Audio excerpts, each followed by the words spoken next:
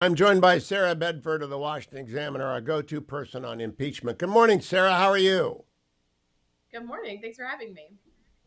Yesterday, Kevin McCarthy met with reporters. I don't know if you were in the gaggle or not, and made the persuasive case that there's plenty of evidence on which to follow the Nancy Pelosi precedent.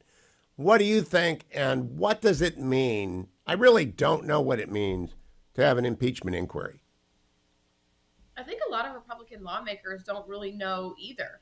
I mean, there's a sense that not much in the short term is going to change, I think, from the conversations I've been having. There's no plans to have, these blockbuster hearings. There's no new witness list. I think there's a hope that potentially if it comes to blows in the judiciary, that perhaps this could give Congress more better standing if they need to sue the Biden administration to get some of this witness testimony, get some of these documents. But other than that, I think there's a real sense that more than anything right now, this is just symbolic and laying the groundwork for some more aggressive oversight.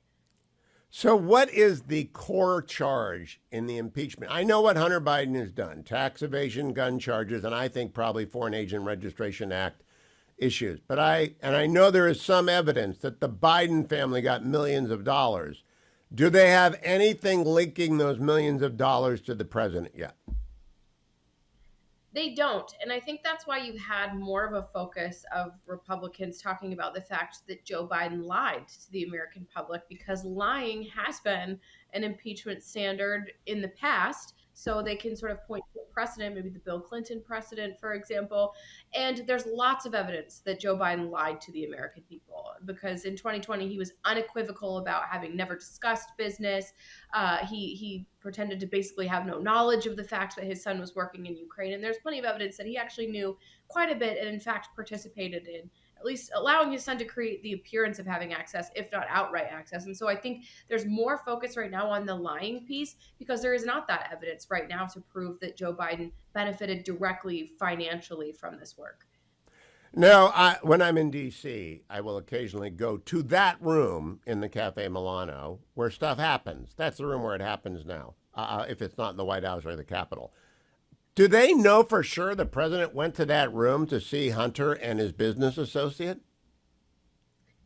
They know pretty much almost for sure. I mean, there's photographs of Joe Biden in that room Wow. with who've been said to have been at the dinner. Kenneth Rakishov, for example, a Kazakh oligarch, the former prime minister of Kazakhstan. Joe Biden's photographed in that room around the time Is he vice president at that point? Yes, he's vice president at this point. He's taking these meetings. And in fact, one of those Cafe Milano dinners is really interesting, because at first, when this bubbled up in the news, the then Biden campaign, this was 2020, said it didn't appear on Joe Biden's schedule and he did not attend. Then when dinner attendees confirmed he attended, some of the Biden people said, well, he did attend, but he made a last minute decision to stop by the dinner briefly. Then when Hunter Biden emails showed that his attendance was actually planned months in advance, the White House went totally silent. So they've been sort of lying about all of this stuff incrementally for years now. And there's a lot of evidence that he was very dishonest. And the question is why? Was Hunter in that room at that time, Sarah? He was. I mean, we were talking about two different That's dinners. just One the was in Foreign 20. Agent Registration Act. I'm just astonished that that charge hasn't been filed yet. Right. And so that's you bring a good point. I think that's the other part of the impeachment inquiry that doesn't get talked about enough. It's whether Joe Biden had any involvement or put any pressure on the Justice Department to handle this really leniently, because there's pretty clear evidence. I mean, FAIR is often an open and shut thing, right? Did you meet with US government officials while you were on the payroll of a foreign entity, or did you not? It's pretty clear that Hunter Biden did.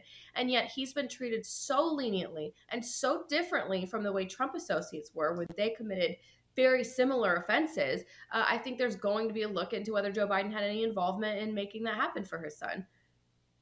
Yeah, I'm going to have to talk to Rusty Richard, my former U.S. attorney, assistant U.S. attorney prosecutor, now runs the driving range and hot dog stand in Miami, because Foreign Agent Registration Act traps are everywhere. I've never represented anybody on lobbying. I don't do foreign governments ever on anything.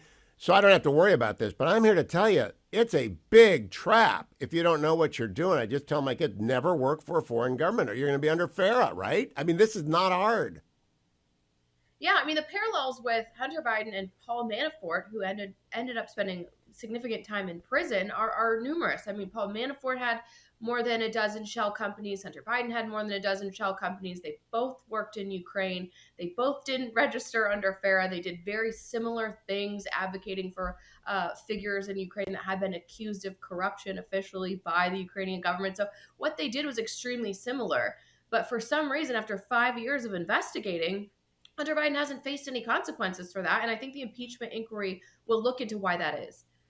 I'm glad I wasn't going to bring up Paul Manafort. I was just going to wait to see if you did. Someone's going to write the article, and maybe it'll be Sarah Bedford, that compares Paul Manafort and what he did and why he went to jail with what we know for a fact about Hunter Biden. And you are exactly right, Sarah. It's the same thing. Sarah Bedford, you are so good at this. Follow her on X, the site formerly known as Twitter, at Sarah C. Bedford, or you will miss stuff.